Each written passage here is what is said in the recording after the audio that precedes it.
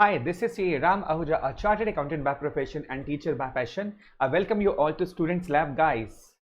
Business study for me is a study of business, guys. I'm a qualified CA in 2004 and worked with different industries having different experience, and I got experience working with sole proprietorship concerns, partnership concerns, private limited companies, multinational companies, banking sector, government sector as well. I'm scholarship holder in business study from Delhi government as well as CBSE, guys. If you want free notes of business study and videos, download Students Lab app now.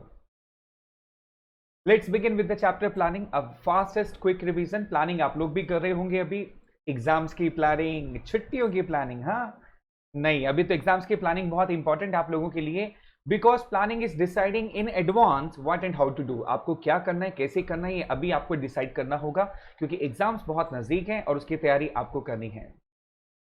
It bridge the gap where we are and where we want to go. आज आप जिस position पर हो और जिस position पर जाना चाहते हो, यानी ज्यादा मार्क्स स्कोर करना चाहते हो, तो आपको प्लानिंग करनी ही पड़ेगी, right. It provides a rational approach for achieving pre determined objectives.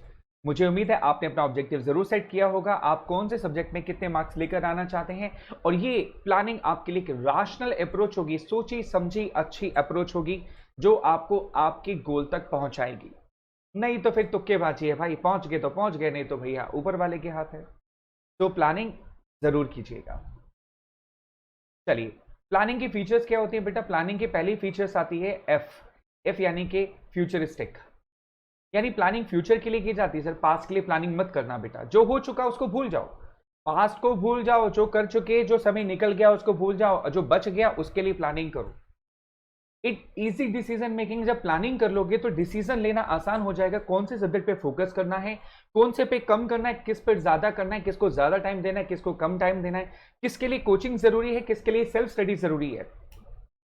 Planning की हेल्प से अचीव ऑब्जेक्टिव. प्लानिंग से ऑब्जेक्टिव को अचीव करना आसान हो जाता है. To be pervasive. Planning pervasive है, हर कोई प्लानिंग करता है, मैं भी करता हूं, आप भी करते हैं, आपके पेरेंट्स भी करते हैं, आपके टीचर्स भी करते हैं, हर ऑर्गेनाइजेशन करती है, हर लेवल करता है, हर कंट्री करती है, हर कोई प्लानिंग करता है. So it's called pervasive. Useful mental exercise. दिमाग की दही हो जाती है जब हम प्लानिंग करते हैं, बहुत समझ में आता है, ये करें नहीं पहले वो करें, नहीं पहले वो करें, अरे क्या क्या करें यार, कितना सारा पढ़ेंगे, है ना, कौन सी किताब उठाएं, कौन सी क्वेश्चंस करें, कौन सी प्रैक्टिस करें, किससे पढ़ें, कैसे पढ़ें. दिमाग की लस्सी हो जाती है दही की जगह. It is a mental exercise. Rank 1 primary function management का पहला फंक्शन होता है प्लानिंग.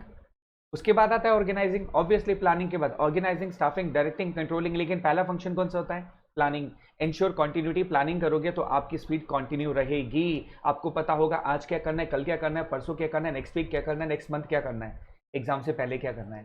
कंटिन्यूटी बनी रहेगी, राइट. प्लानिंग की इंपॉर्टेंस क्या है. Planning provides direction. आपको एक डायरेक्शन मिलेगी, आप उस डायरेक्शन में चलेंगे तो आपको बेटर रहेगा, आपके गोल्स अचीव होंगे. अनसर्टेनिटी तो हमेशा रहती है सर, इसमें कोई दो राय नहीं है, लेकिन प्लानिंग करने से रिस्क जो है अनसर्टेनिटी का वो कम हो जाएगा. ओवरलैपिंग वेस्टफुल एक्टिविटीज नहीं होंगी. पता चले एक ही सब्जेक्ट को 4-4 बार पढ़ लिया और एक को बिल्कुल नहीं पढ़ा, तो ये ओवरलैपिंग खत्म हो जाएगी, वेस्टफुल एक्टिविटीज खत्म हो जाएगी, टाइम खराब नहीं होगा. इनोवेटिव आइडियाज आएंगे जब आप प्लानिंग करोगे, खुराफाती आइडियाज दिमाग में आते हैं, अरे शॉर्टकट मारते हैं, चल शॉर्टकट मारते हैं, इस क्वेश्चन को नहीं करते उस क्वेश्चन को कर लेते हैं, इसमें से 4 क्वेश्चन कर लेते हैं, इस टॉपिक को पढ़ लेते हैं, समरी को पढ़ लेते हैं, राम सर की क्विक रिवीजन वाली वीडियोस लर्न कर लेते हैं, है ना. इनोवेटिव आइडियाज आएंगे, डिसीजन लेना आसान हो जाएगा और आपके लिए एक स्टैंडर्ड बन जाएगा जिसको आप फॉलो कर सकते हैं कि आपको नेक्स्ट वीक में क्या करना है, नेक्स्ट डे में क्या करना है, नेक्स्ट मंथ में क्या करना है. तो आपकी कंट्रोल का एक स्टैंडर्ड प्रिपेयर हो जाएगा प्लानिंग की हेल्प से. इसमें कुछ लिमिटेशंस भी आती है, जैसे planning leads to rigidity. Rigid हो जाते हैं कुछ लोग. नॉर्मली क्या होता है, टॉप लेवल मैनेजमेंट जो होता है प्लानिंग करता है, बाकी सबको फॉलो करना पड़ता है, तो हम रिजिड हो जाते हैं कई बार. May not work in a dynamic environment. हम सोचते बहुत कुछ है लेकिन वैसा होता नहीं है, एनवायरनमेंट बदल जाता है, माहौल खराब हो जाता है, प्लानिंग काम नहीं कर पाती है. क्रिएटिविटी खत्म हो जाती है क्योंकि हमें वैसे ही एक दकियानुसी एनवायरनमेंट में काम करना होता है, अपनी नई इनोवेटिव क्रिएटिविटी कई बार यूज नहीं कर पाते हैं.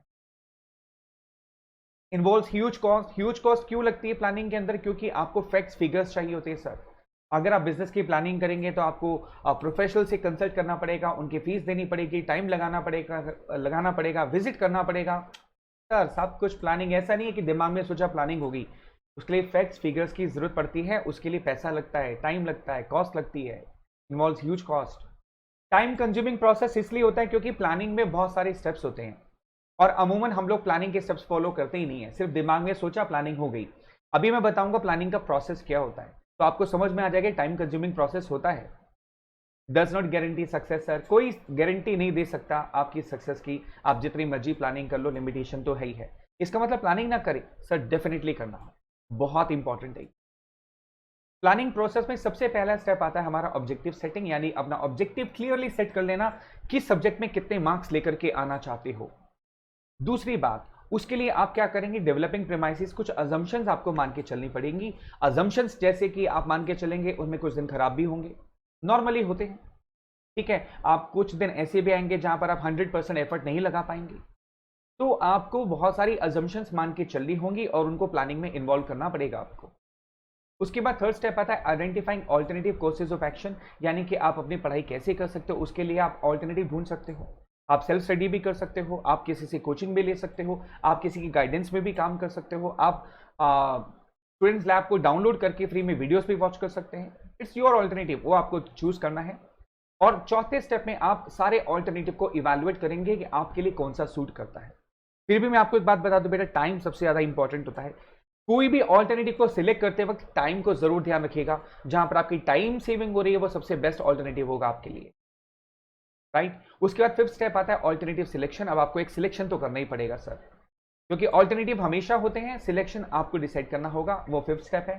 सिक्स स्टेप में आता है इंप्लीमेंटिंग द प्लान, सिर्फ सोचना मत, काम करना सर, एक्शन इज इंपॉर्टेंट। खाली सोचने से काम नहीं होगा, इसलिए बोलता हूं डाउनलोड द ऐप नाउ, अभी डाउनलोड कर लो भाई, क्योंकि होता है कि हम सोचते ही रह जाते हैं, एक्शन अभी लो। और लास्ट स्टेप आता है आपका फॉलो अप एक्शन, यानी कि जो प्लान करो उसको फॉलो करो, हर हफ्ते चेक करो क्या आपने जो प्लान किया था 1 वीक के लिए वो पूरा किया। सेकेंड वीक में फिर चेक करो कि आपने जो प्लान बनाया था वो फॉलो किया, जो टेस्ट सीरीज आपने ज्वाइन की थी क्या टेस्ट दिए, very important. Is that clear बेटा? तो अगर आप चाहते हो फ्री की वीडियोस, आप चाहते हो बिजनेस स्टडी के नोट्स, आप चाहते हो कि रेगुलर टेस्ट आपका हो, download the app now, right. See you in the next video guys, take care, bye bye.